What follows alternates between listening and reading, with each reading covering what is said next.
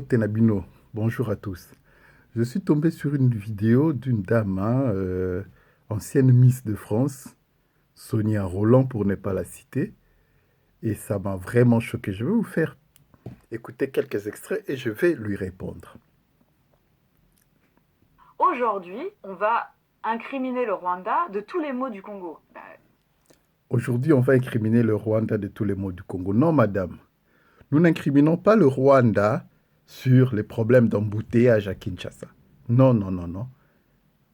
On vous reproche vos tueries, le génocide congolais. Ce mot-là, pas tous les mots, ce mot-là, génocide congolais, qui a provoqué plus de 12 millions de morts, alors que le génocide rwandais avait provoqué 800 000. Vous voyez le rapport? Vous voyez le rapport un peu? Plus de 10 fois. C'est ça qu'on vous reproche. On ne vous reproche pas les embouteillages, on ne vous reproche pas le problème d'administration, mais on vous reproche vos crimes. On vous reproche le génocide congolais, on vous reproche d'enterrer les femmes vivantes, on vous reproche les vies, les vies arrachées, les viols. C'est ce qu'on vous reproche, madame. On vous reproche de vouloir prendre nos terres de force. On vous reproche de déplacer des populations sans pitié, de massacrer des gens sans pitié. Écoutons encore. Alors oui, ce sont des Rwandais qui sont à l'origine des problèmes. Ah. C'est les Rwandais de 94. Ah bon? Oui, ce sont les Rwandais. Mais les Rwandais de 94. Dites-moi, madame. Et ces Rwandais? C'est le Rwandais de quelle année? Ces tueurs Tutsis au centre de la tragédie congolaise. Que dis-je? Au centre du génocide congolais. Vous les mettez dans quelle année? 94? Non, madame. Les Rwandais d'aujourd'hui, depuis 30 ans, sont au centre de la tragédie congolaise. Votre chef, vos dirigeants massacrent nos populations qui n'ont rien fait du tout, qui étaient tranquilles dans leur pays, quoi. Ils n'ont pas traversé la frontière pour aller vous massacrer. Et j'ai même suivi une autre Rwandaise, Tutsi encore, qui reproche même aux Congolais le génocide qui s'est passé au Rwanda. Mais quelle cruauté! C'est ça Ubwenge, hein? C'est ça votre mot, Ubwenge.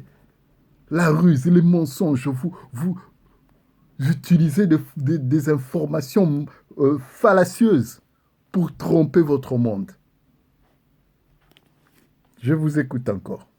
Les Rwandais d'aujourd'hui ont tenté depuis 30 ans, non seulement d'interpeller la communauté internationale, de rentrer de force au pays pour aller ramener justement ces génocidaires pour les...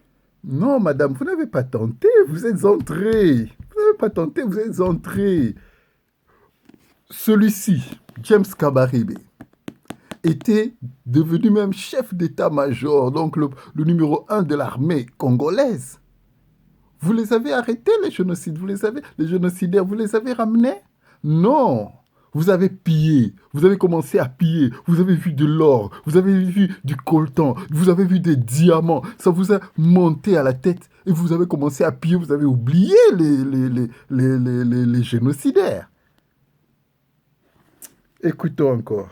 Les traduire en justice, ils ont échoué, ils se sont pris des amendes internationales, on a coupé les vivres pendant une année. Et là, encore une fois, on nous incrimine de tous les maux au Congo.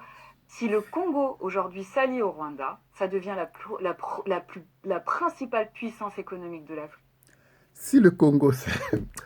Madame, ça me fait penser à un homme qui entre chez sa voisine, commence à la violer, vous comprenez? Et pendant le viol, il lui dit, oh, tu sais, toi et moi, ça serait bien qu'on se marie, hein? Nous formerons un très joli couple, admiré partout dans le monde. Hein? Nous serons vraiment un couple formidable et nous allons gagner beaucoup d'argent. Mais, madame, Qu'est-ce qui ne va pas avec les gens comme vous? C'est comme si vous ne réalisez pas ce que vous êtes en train de faire chez nous. Nous, on n'a pas besoin de nous associer au Rwanda pour devenir puissant. On n'a pas besoin de vous. Le Congo n'a pas besoin du Rwanda. C'est le Rwanda qui vit comme des parasites au Congo. En 1994, le Rwanda n'avait même pas une chaîne de télévision, même pas une chaîne de télévision. L'ancien président Habyarimana, on lui a posé la question par un journaliste, il lui dit, monsieur, vous vous rendez compte qu'au monde actuel, il n'y a que deux pays au monde qui n'ont pas de chaîne de télévision, et parmi ces deux pays, il y a le Rwanda. Il répond, c'est normal, on est pauvre, on est un pays pauvre, on n'a pas d'argent. Et aujourd'hui, vous vivez avec l'argent du Congo. C'est comme des voleurs qui vont flamber, qui vont dire, voilà, notre pays est devenu ceci. C'est comme un voleur, il vole chez ses voisins et il flambe. Il roule en grosse carrosse là. Il est fier, il montre que voilà, qu'il a l'argent, de l'argent volé. Honte à vous. Honte à vous.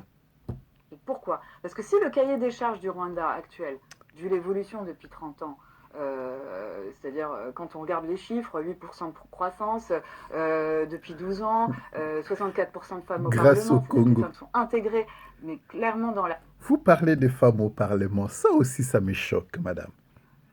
Ça me choque qu'il y ait autant de femmes au Parlement rwandais et que chez les voisins, qu'il y ait chaque jour des vieux, des bébés, même des vieux, des bébés de 6 mois, madame. Allez à la crèche ou je ne sais où, je ne sais pas si vous avez des enfants, essayez de voir les bébés de 6 mois.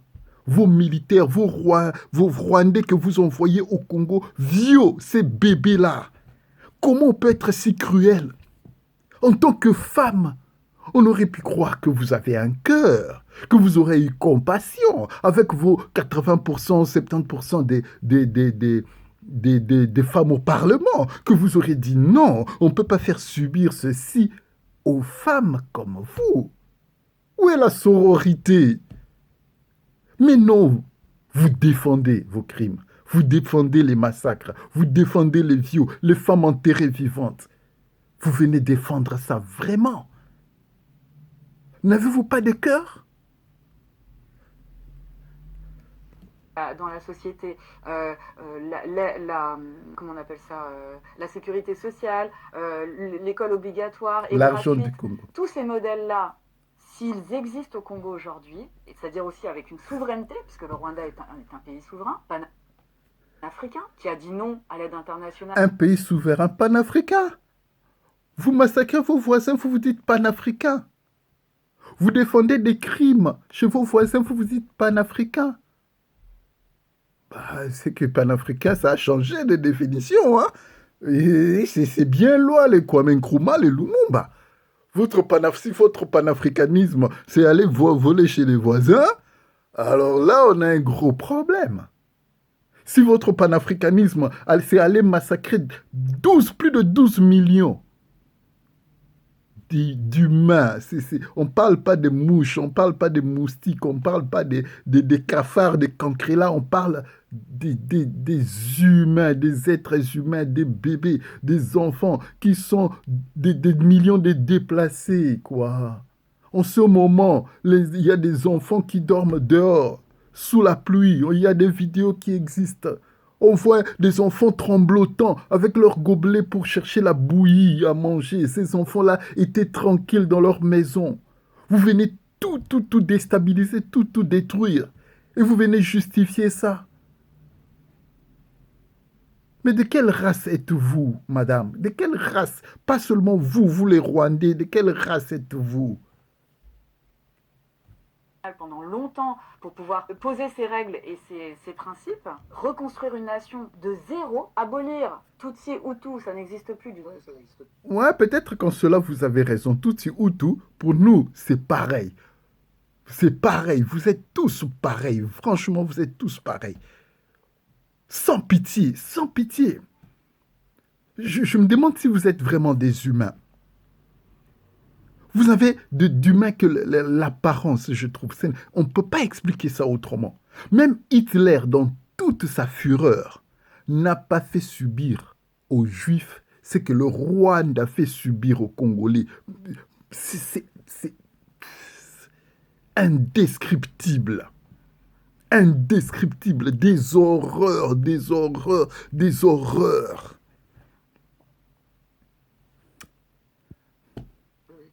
Et les enfants aujourd'hui ne savent même pas qui Tutsi, qui Hutu, quoi. Ils grandissent dans une...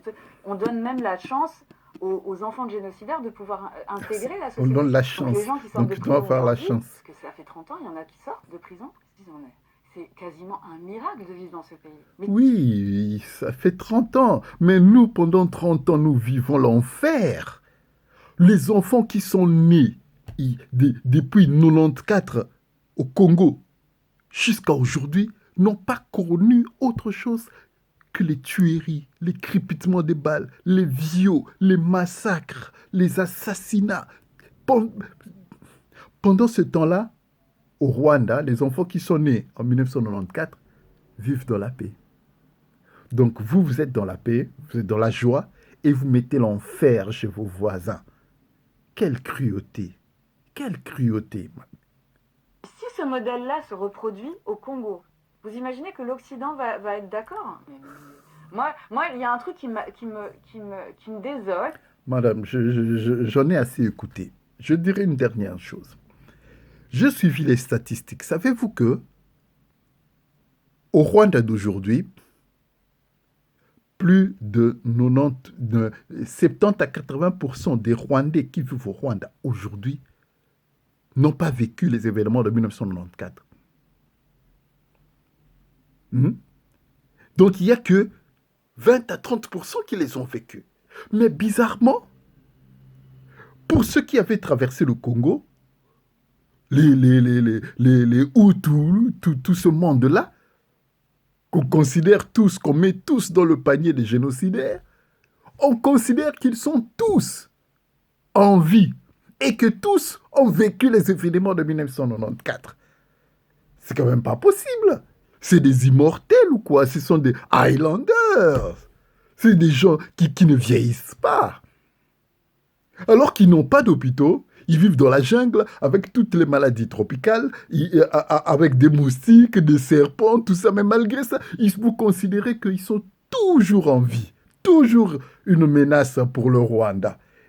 Et vous justifiez vos attaques, vous justifiez les massacres. J'aurais compris si vous entrez au Congo pour les massacrer. Mais vous massacrez des civils.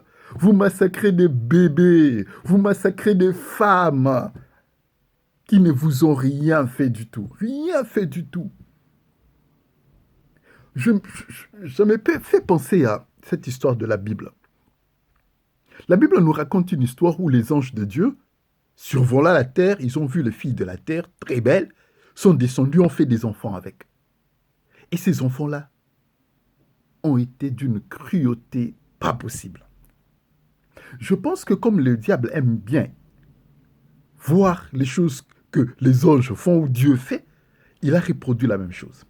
Je pense que le diable, en tout cas les démons qui sont venus en Afrique, ont vu les femmes au Rwanda, en Ouganda, et ont été faire des enfants à ces femmes-là. Et ces enfants-là ont donné vos lignées-là des Rwandais. Parce qu'une telle cruauté ne peut venir que des démons. Ça ne peut pas être autrement. Je ne vois pas comment expliquer ça autrement. Parce que si vous aviez un minimum de cœur, si vous aviez le cœur humain, vous n'allez pas défendre ce que votre pays fait subir aux Congolais. Mais un jour, et c'est déjà le cas, c'est déjà en train d'arriver, le monde entier sera au courant. Un jour, Des films seront faits. Des films du genre Tarantino.